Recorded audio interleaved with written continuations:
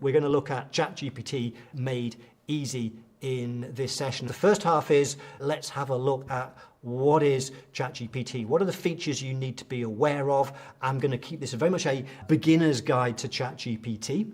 What are the things you need to be aware of? We're going to look at the free account. I'm going to show you amazing things you can do with a free account.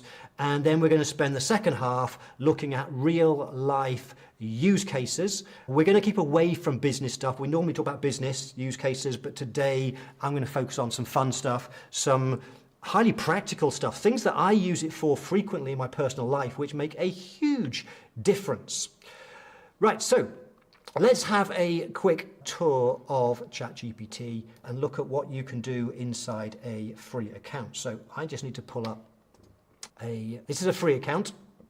I've never actually used this one. I created this one just for you. This is what it looks like. And the way it's laid out is on the left-hand side, you have a little menu bar that you can open and close very easily. And what you will see on the left-hand menu bar is, in the main, you'll start to see your history of chats. You won't see it now because I've never used this account. You will see my used account in a short while. But that's what it looks like when you first go into it. You have the option to start a brand new chat. You can search your chats. You can see a library of images you've created. That's AI images you've created. We'll talk about that later.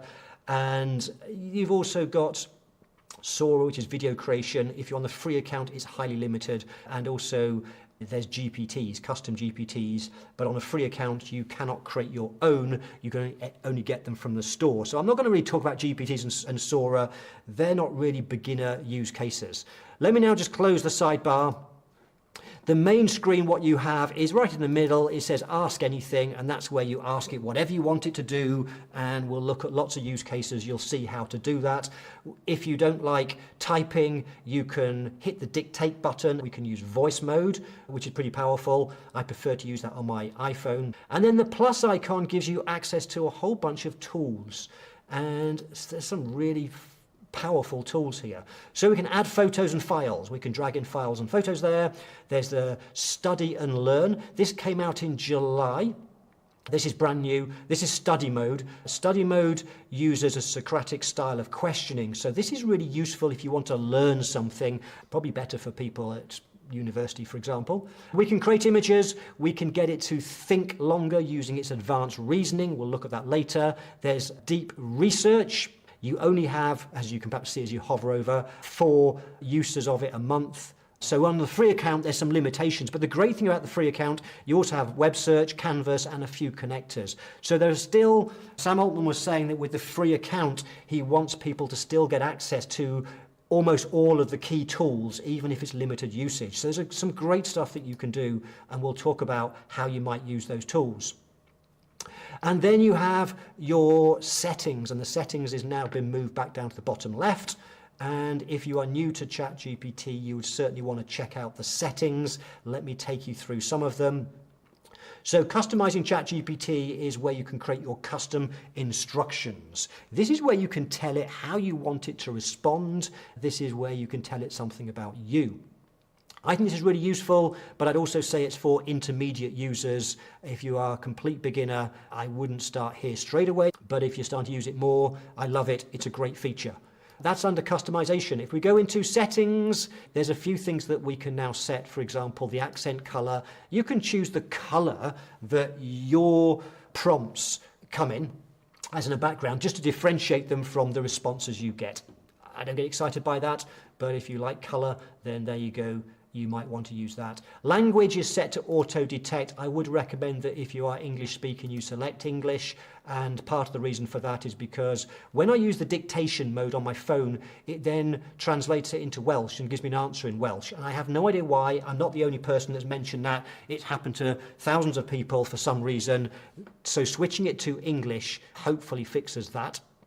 We'll see. If you turn that on, whenever you get a response, it will then give you some suggestions of what you might want it to do next. So if you're a beginner, I would recommend keeping that on. If it becomes annoying, just turn it off in here. So that's the general settings. You can specify notifications if you want to be told when, for example, it's done some research for you. We've got some connected apps which you might want to connect with. There's a lot more on the Plus and Teams accounts. They're rolling these out. This allows you to connect up to Google Drive, for example. And then there's data controls and security if you want to check those out. Now, there are some limitations of the free account. Some of the key limitations are you only get 10 messages every 5 hours with GPT-5 is the brand new model that came out at the start of August. Once you've used up your 10 messages, it will automatically switch to GPT-5 Mini, which is not quite so powerful. So you've got more limited use on a free account. But nevertheless, for many people, 10 messages every 5 hours is probably sufficient if you are fairly new to ChatGPT. If you want to use the advanced thinking, GPT-5 thinking, that's once per day. So not a lot of use on that. But from a personal point of view, there's not a huge amount of use cases for thinking. It's more if you're in business, I think. If you want to create images, you are restricted to 3 images per day on the free account. If you want to make use of memory, then it has a more lightweight memory.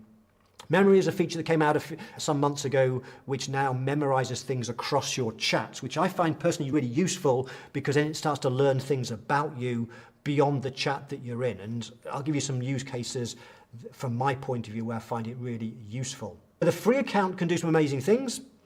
Most of the features you can use, but most of the features are limited in usage. If you are just a beginner, that may not be a problem whatsoever. Okay, and before we dive into the use cases, just a couple more things. One of the things that ChatGPT does is it learns within a chat. So I always say, my tip is when you are having a conversation with ChatGPT, think of it as a conversation with another person. From a business point of view, I would suggest you think of it as talking to your latest hire, your junior member of the team where you're delegating stuff and asking questions. And so think of it as a conversation. Unlike a traditional Google search, we can ask it to do something and then we can follow up and carry on the chat. And one of the things that's great about ChatGPT is it remembers what happened earlier on in the chat. Even if we've turned memory off, it will remember inside the chat. And that's really powerful. But we do have to bear in mind there's a context window. In other words, it can only hold so much stuff in memory at a time. After a while, it forgets. And that's measured by what's called tokens. A token is essentially 0.7 of a word. If you have a really long chat, then you'll get to the point where the earlier parts of the chat will drop out of its memory. And you need to be aware of that because sometimes we start a chat where the very first post that we make, the first prompt, has all the key context and details. And that's the stuff that if it gets forgotten, eventually we'll start seeing garbage coming out. If we're having long chats that go on for a long time, just ask it to summarize what you've discussed so far. Let's summarize the key issues, and then that stuff will be back up front of memory for the next several prompts.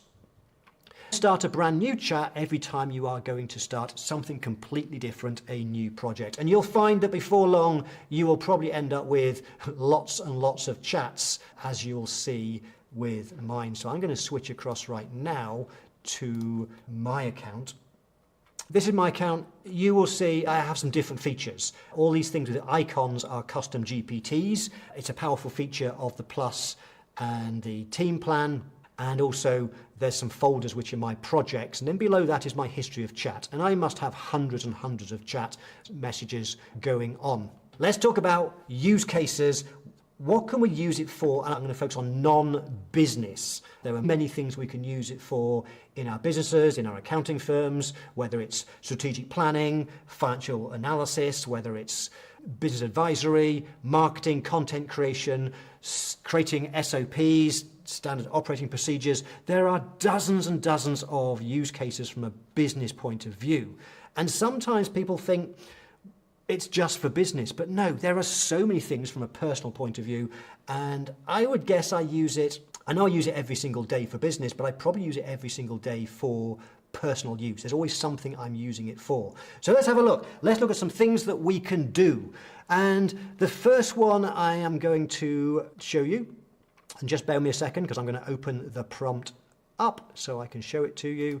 So one of the things that we can do, and one of the things that when it came out, I loved this, it can understand images. We can feed it images into the chat, and many use cases. Back in July of last month, I about to leave Portugal for a couple of weeks to go and visit family in the UK, and the evening before leaving, as often happens when we leave for a vacation, there's food in the fridge. Some of that food is not going to last by the time we get back. So what am I going to make with it? So what I did was I took a photograph of, I got the key things out of the fridge. I took a photograph with my iPhone. I did the whole of this, by the way, on my phone.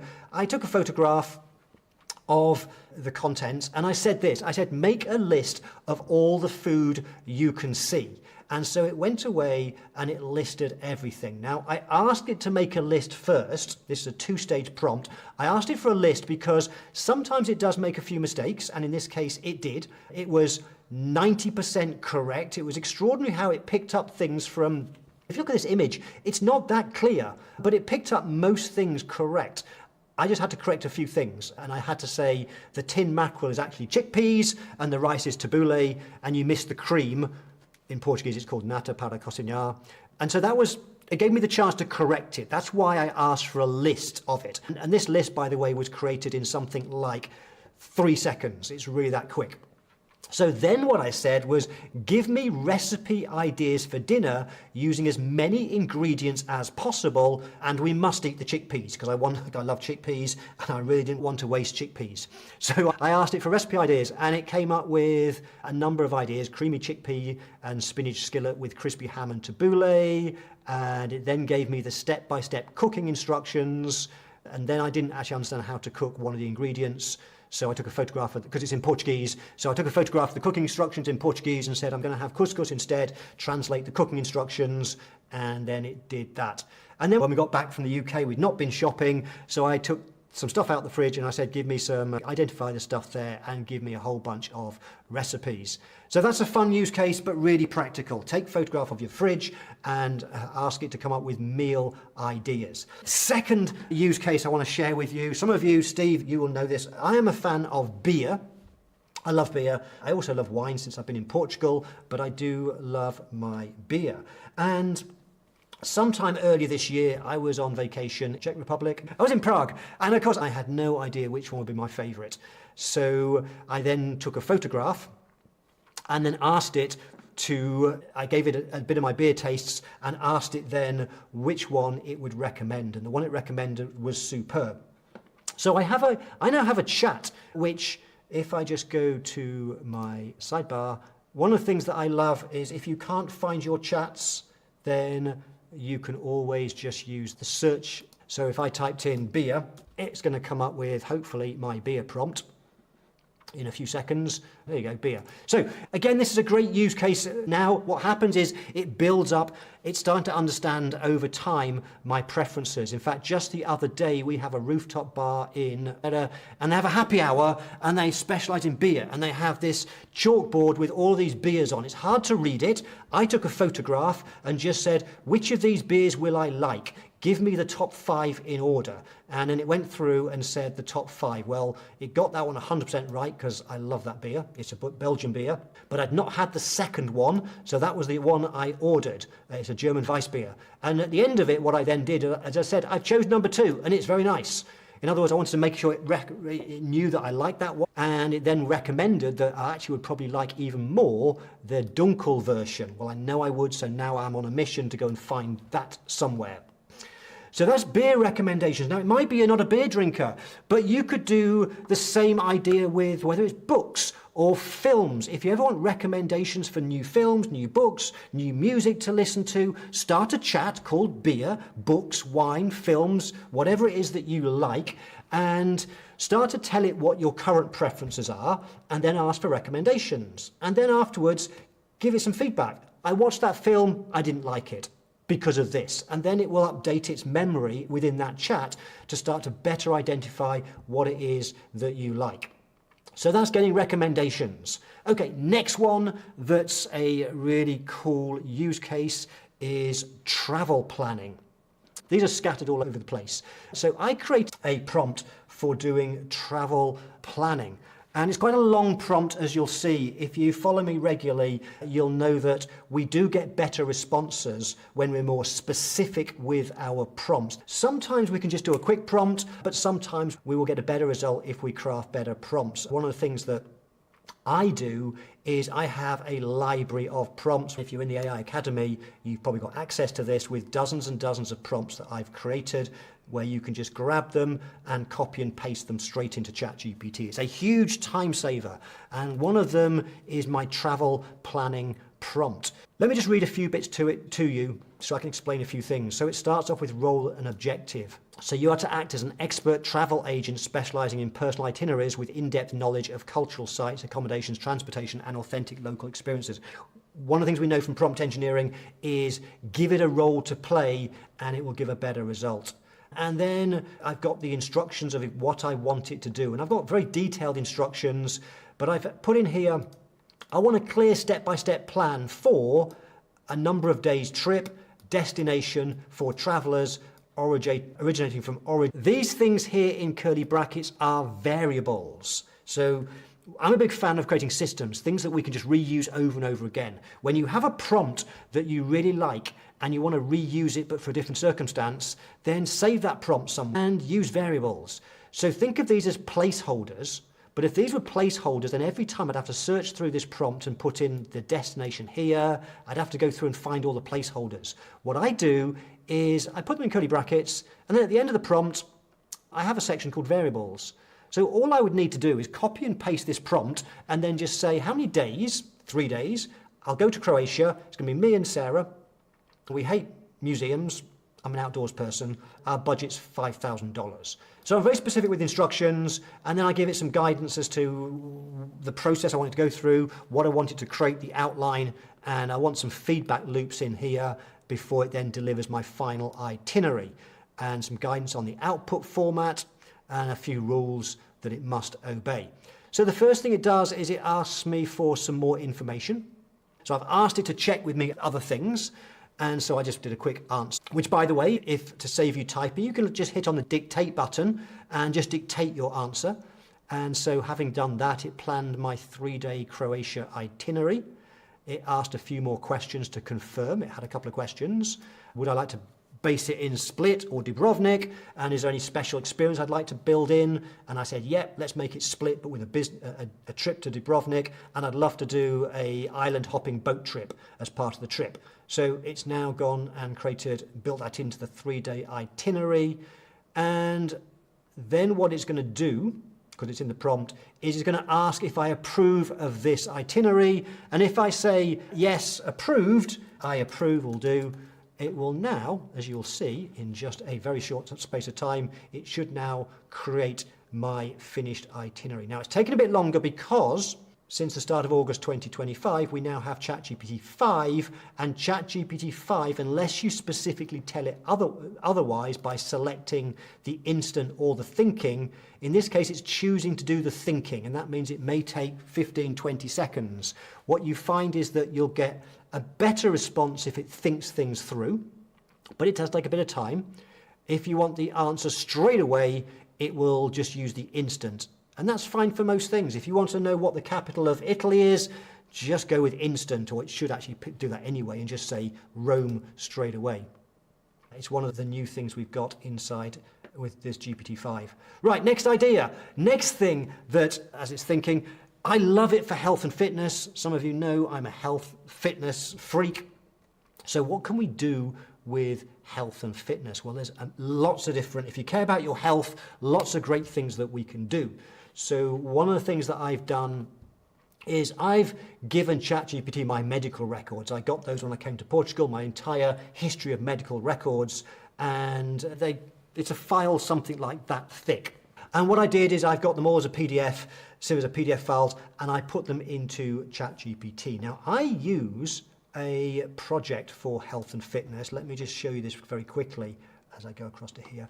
So I use a project for health and fitness. One of the things about having a project is you can pre-upload files like your medical history, and you can also set some custom instructions specifically for it. And that means every time you start a brand new chat inside a project, it will have access to those files. In my case, it has access to all my medical records. And also, it's really useful then for understanding test results. So for example, earlier on this year, I had a bit of a pain in my back, and it moved around a bit, and I started to get just a little bit concerned. And I'm not the sort of person that goes to the doctors. I'm terrible, like most men. I put things off, but it felt a bit strange. So I thought, let me just go to the clinic down the road, which I've heard are really good. And they decided, amongst other things, to do a quick blood test. I went back, they emailed or WhatsApped the results to me, and everything was fine. And they gave me some anti-inflammatory pills within about 5 days. It had gone completely, never come back. But anyway, I had the blood test results, but they're all, A, they're in Portuguese, and B, even in English, I wouldn't have understood what the numbers meant. So I took a photograph of the blood test results, put it into ChatGPT, asked it to translate into English and explain. And it gave me this fantastic report explaining what the numbers meant and then giving me an interpretation on my health. And the good news was everything was fine. My bloods were perfectly okay. And so what I've then done is that blood test is also uploaded into ChatGPT, into that project, along with my medical records and many other pieces of data. So from a health point of view, I find it really useful. I can just give it data, I can give it test results and ask it to interpret. Then we can also use it for diagnosing issues. And one of the things that Sam Altman said is that ChatGPT 5 is a huge leap forward in its ability to diagnose medical issues. And before you start thinking, hang on a second, we shouldn't be self-diagnosing, we should use doctors, there was a famous research study done back at the end of 2024 where they found that the mistakes that doctors made with diagnosis was actually pretty scary. AI on its own got much, much better results in terms of the number of times it correctly diagnosed issues. And part of the study was, well, why is AI on its own better than AI plus doctors? And they said that was probably because of bias that's crept in with the doctors. So personally, I love AI for giving me advice on medical issues. Now, one of the things about doing that is what AI is great at is exploring huge amounts of data. And so if you do want to use it for health and fitness, one of the things you want to do is give it as much data as possible. The more data it's got, the better the results you are going to get. From a health and fitness point of view, you can ask it to create workout plans for you if you want to start working out. If you want to have diet plans, it will create complete diet plans for you. I think it's fantastic for that. And then let me just show you one other thing that I do because it'll illustrate another powerful feature of ChatGPT. I use it to track health metrics, and earlier this year I bought some of these fancy scales. Perhaps you've seen them. They're scales where you stand on with bare feet and you also hold, there's some sensors and you hold them, and what it does is it doesn't just measure your weight, it measures your body mass composition. It measures things like the proportion of fat, the proportion of skeletal mass and muscle mass and so on. And what it produces, the one that we've got, is it produces these reports, which you can export as PNG files. Now these reports, when I first looked at it, I thought, what on earth does all this mean? I've got all these measurements on my body. So what I do is every Friday, before I do my gym session, Sarah and I both take our measurements from this. It takes a few seconds, stand on the scales, grab the report, grab the PNG, and then I import it into ChatGPT, into one of my health chats called Body Composition Trend Analysis. And I ask it to identify the most important measures from a health point of view. I asked it to explain them to me, and I also ask it to compare them to the previous ones. And as I upload one every Friday, it's building up the pattern of those measures. And so I find it fascinating, the health advice I get. Every week it tells me the trends in things like my fat mass, my visceral fat, my skeletal mass, which is particularly useful for me because I was diagnosed a few years ago with osteopenia. Being a cyclist, it's very common. And I've done a lot of things to counteract that now, and these reports tell me that my bone mass is pretty good. So, well, pretty normal. We can take data like this, that could be a PNG image file, we can upload it to ChatGPT and it can read all the numbers. It's fascinating how it can read these numbers, analyze this, and give us some useful feedback. And then if you are using a Plus account or a Teams account and you're using the new agent mode, we can go a step further. With agent mode, we can put a whole load of these into ChatGPT, and with the right prompt, we can then get it to analyze it all and take this unstructured data and create structured data by putting it into a CSV file. So I created this CSV file using ChatGPT where it took 10 weeks worth of measurements and created a huge file of data. And why might that be useful? Well, if you're an accountant in practice, how many times do you get data from clients that's completely unstructured, like weekly taking sheets, all handwritten? You can, with the right agent prompt, you can take that data and you can get it to structure it in a CSV file. Really powerful. Okay, so I've spent a bit of time on that just because I think health and safety is really important. Let's move on to another use case. I love it for product research. If ever I want to buy it, that what I used to do is I'd go to Amazon and look for reviews, or I'd go to Google and look for people who've reviewed things, but actually there's a better way of doing it now.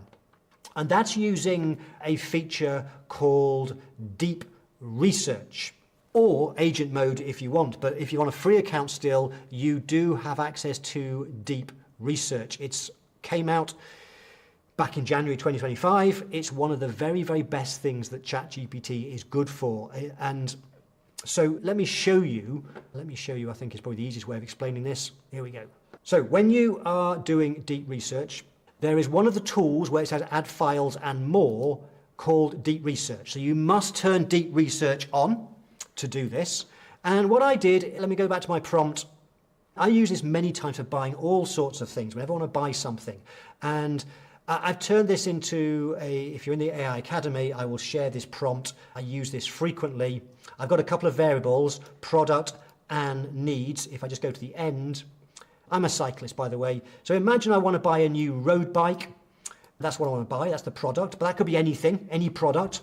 You want to buy a fitness app. You want to buy a new washing machine. Whatever it might well be, I just put in that under product. And then what do I need? Well, I want it for rides of between 50 and 100 kilometers. My budget's up to 5,000. I want drop handlebars. You can just give it some requirements. And this is what's great about deep research, is that unlike doing a Google search of people's reviews, it will look for things that meet your specific needs. What are you looking for in this product?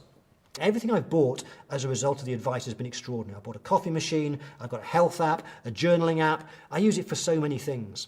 Now, the one thing that's interesting about deep research, though, it works very different to anything else. The first thing it will do is ask some clarifying questions. So it asked me 5 questions, which I then answered. And then it goes and does the deep research. Now, at this stage, it goes off and it can spend, rather than about 3, 4, 5 seconds, it typically takes anywhere between 10 and 30 minutes. So go away and make a cup of tea, go and do something else, because it goes and analyzes things in huge amounts of detail. Now, you could instead use the search option, web search. Web search is great. It'll search the internet. The shortfall of web search is it typically only looks at 5 different sites, and usually ones that appear high up on the list of Google. What deep research does is it goes much deeper. It searches more websites to find out exactly what's best for your needs. So that's why I would use deep research if I'm buying a product rather than a quick web search. I don't mind it taking me 10 minutes because this could save me a lot of pain buying the wrong thing. So what it does, in this case, it took 9 minutes. 9 minutes, and it did 52 searches with 20 sources. So it went to 20 different websites, 52 searches to do the report. And as it does it over the 9 minutes, it will talk through and show you what it's doing. I find it fascinating sometimes. You can see its thought process. You can see the sites it's visiting. And then the other great thing about deep research is it produces highly powerful reports for you. Now, the report, you can specify how you want it. So in the prompt, I say I want a summary of each product identified with a brief explanation together with pros and cons. I want a comparison table. I want the top 3 recommendations, and then I want a TLDR summary. So what it's done for me is it's just overview of what I'm looking for in terms of bikes, and then it's gone through, and for each one it's found, it gives me, you can see it's got given you all of the source it's gone to. You can always click through if you want to check it out. So I've got the Specialized Roubaix pros and cons. At this stage, Sarah's thinking, oh no, Mark's about to buy another bike. I might do. So the Trek Domain, pros and cons, I've got the Canyon, and these I know cycling well. I know these are all great bikes. So it's giving me a whole bunch of different bikes that would meet my specific needs with the pros and cons. I then get this comparison table, and then it's going to give me the top 3 recommendations and why. And if I can't be bothered to read it, it'll just give me a quick TLDR summary. That's product research. If I ever buy anything, that's the prompt I use. I use deep research. Everything I've bought as a result of this year has been a great recommendation, saved me wasting time searching through sites and doing reviews and stuff. As long as you're happy to wait 9 minutes and go and make a cup of tea or something, I think it's awesome. Okay, next, really powerful use case from a fun point of view, from a personal point of view. Have you ever been to a foreign country where you don't know the language? Really good for translations and learning foreign languages. So let me just give you a very quick example. I'll give you 2 use cases. So firstly, Sarah and I live in Portugal, and one of the things I have is a project which is full of my Portuguese. So I have a prompt here called Portugal Daily. Here's our cleaner turned up today. I have this one. Walk me through a 4-minute daily conversation I can have with my cleaner when she arrives at my house, because I never know what to say to her. So here we go. Here's a conversation that I could have with her over 4 minutes. So I could say, hola, bom dia, and she might respond, bom dia, obrigada e contigo. And I might say, também, tudo bem, obrigado. So I might start talking to my cleaner now. So we can use it for learning foreign languages, and there's all sorts of different prompts you can use. You could get to do flashcards, all sorts of different ways of learning a different language. So that's awesome. And it's also awesome for translations. Very useful to me being in Portugal. If I get, for example, a tax document, I just scan it, photograph it, ask ChatGPT to translate it. If you ever go, let's imagine you go to Croatia, and you go to a cafe or a bar or a restaurant, and they give you a menu and it's all in Croatian. All you need to do is grab your phone with ChatGPT, take a photograph of the menu and say, can you please translate this? And it will translate the entire menu into your language, English, I'm guessing. Or what I sometimes do, just like my beer example where it knows my beer tastes, rather than saying translate it, I might just simply say, here's a menu in Portuguese. Can you recommend what would be the top 3 things I'm likely to like? So rather than translating the whole menu, it'll say what are the 3 things in English that I will probably like from the menu. So amazing use case. It's really good with anything to do with foreign currencies, foreign languages, whether it's learning those languages, whether it's getting translations of things. Another thing that's really cool, I do recommend that you put it on your phone, because your phone's with you all the time. The number of times I've used it when I'm out and about. I showed you earlier the beer one, where just a few days ago I saw the happy hour board of beers and I just took my photograph. So when you've got it on the phone, when it's on your phone, then, in fact, if I just go to here, I think my beer one is here somewhere. Here's my beer one. So I just took a photograph of that board and then said, which of these beers will I like? Give me the top 5 in order. There's a little plus icon in the bottom left. When you click on the plus, you can take a photo, you can grab a photo from your photo library, and you've also got access to all of the tools. Having it on the phone is amazing, and also it's great because you've got both dictation and advanced voice mode. If you don't want to sit there typing on a phone, I hate typing on a phone, we can dictate instead. So I do recommend you have it on your phone. In fact, in my case, I have it on my iPhone. It's one of the 4 apps that's pinned to the bottom of every single screen because I use ChatGPT so much. So what else can you do with it? Well, you can convert handwritten notes to text. So if you've ever seen handwritten notes, scribbled notes, perhaps they're your notes, perhaps they are somebody else's notes, then just take a photograph I had a post-it note of my to-do list that I was scribbling notes a little while ago, and so you could very quickly, you could just take a photograph with your phone and say convert these handwritten notes to text, and it did it pretty well. There was just one small mistake. It misread FRP for Financial Reporting Pack as FPP, but other than that, that's my little to-do list turned into notes, and then it asked me if it wants me to then turn that into an action plan or something. So that's a use case. Handwritten notes into text, really useful. Let's do a couple more very quick ones. I could go on forever. There are so many practical use cases. I love it for, have you ever had a legal document to look at? Well, one of the things we can do is we can feed it a legal document and ask it to analyze it and tell us what are onerous clauses, unfair clauses, and we can ask it to act as a lawyer and give us advice. Linked to that, I have one called Will Writer and one called Will Updater. So if you need to update your will, then rather than going to a lawyer, one of the things that you could do is just give ChatGPT a copy of your old will and then say, you're a will writing expert and legal document drafter, and what I want you to do is I want you to create a new will. I've just updated my will because it was very out of date, and it was done in just seconds just by feeding it the old will and asking it to rewrite it. What else is it really good for? Do things ever go wrong when you're at home? Things break and they need fixing. That can be really frustrating. So one of the things that I really love ChatGPT for is troubleshooting ideas. For example, we have a well under our driveway, which is really good, and we have a pump that pumps water into a huge, great big green tank that's in our pool room, and then the pump will then use that water for the pool, for the sprinkler system, for the outdoor taps, which means that our water bill every month is something crazy like 10, 15 euros. That's it, because a lot of our heavy usage, the outdoor stuff, is all from the well. The trouble is, it stopped working about a month or so ago. So I went to the pool room. I had no idea what this thing does. So I took a couple of photographs there was an error little reading, and it had all this sticker on the front of the control unit. And basically, I had no idea. I took the photographs and I went to ChatGPT and said, can you explain how my pump system works in the pool room?